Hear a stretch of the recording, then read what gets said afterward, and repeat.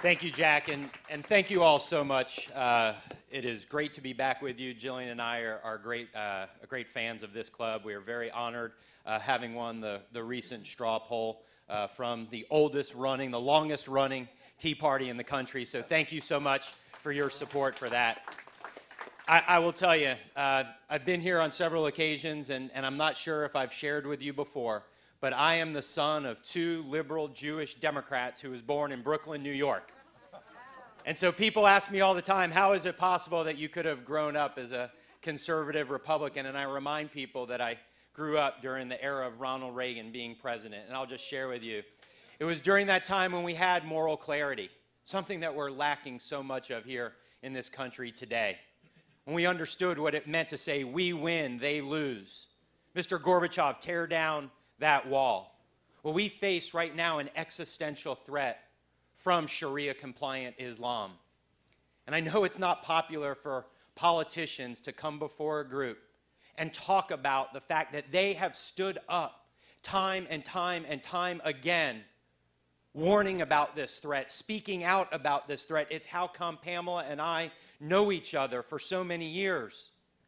Because 5 years ago, when the movie Obsession, Radical Islam's War Against the West first came out, I had a showing of it in Tallahassee to show it to all the members of the Florida legislature, to wake them up to what was going on in this country. I was ridiculed by CARE. When the imam who was invited by a state representative who is a Democrat from here in Broward County, when he was invited to give the morning prayer at the Florida House of Representatives, and I boycotted the prayer, I was the one ridiculed.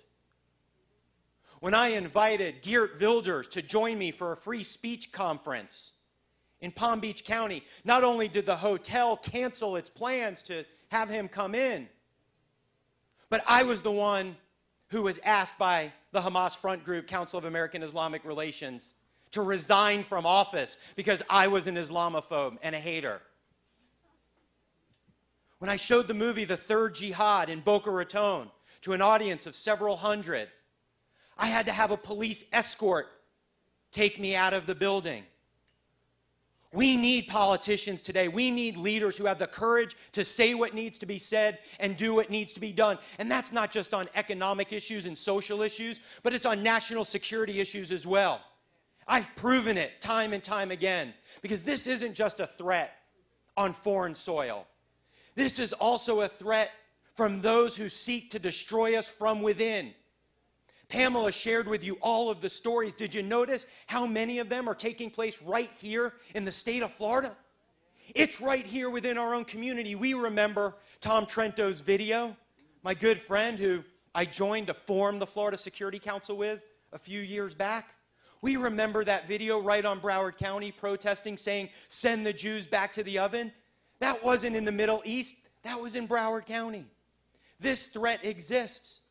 Whether it's Rivka Berry, and Pamela and I were on the front lines of that together, fighting to make sure that we kept her safe here in this state and not sent her back to Ohio. I was on the phone with the Department of Community Affairs, of Children Affairs, every single day, fighting to make sure she stayed here so she stayed alive, because no one believed us that if she went back to Ohio, she would die. I was there. I understand this news story.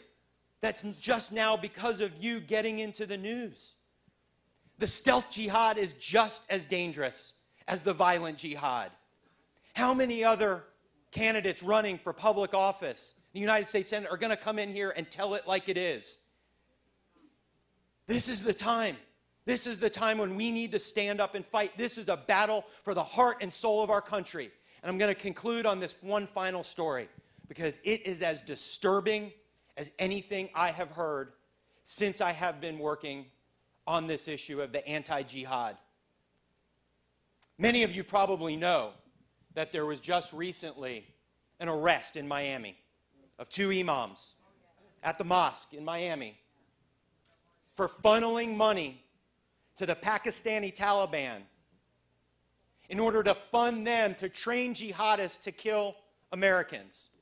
You know that story. You read it. What you didn't read, and has been reported elsewhere, is the fact that when the FBI, our nation's law enforcement. When they went down to the imams, when they went down to the mosque to arrest the imams, they were in morning prayers. So the FBI waited until the morning prayers were over. And then after the morning prayers, before the FBI, according to these reports, before the FBI entered the mosque to arrest the two imams who were sending money to train jihadists to kill Americans, do you know what those FBI agents did? They took off their shoes. This is a battle for the heart and soul of our country. We cannot allow political correctness, multiculturalism, or appeasement cripple our defenses at home or abroad. This is the fight. We need leaders who have the courage to say what needs to be said, to do what needs to be done. I'm thankful for the Tea Party, not just for saving the Republican Party in 2010, but for what it's going to do to save this country in 2012. Thank you, and God bless you.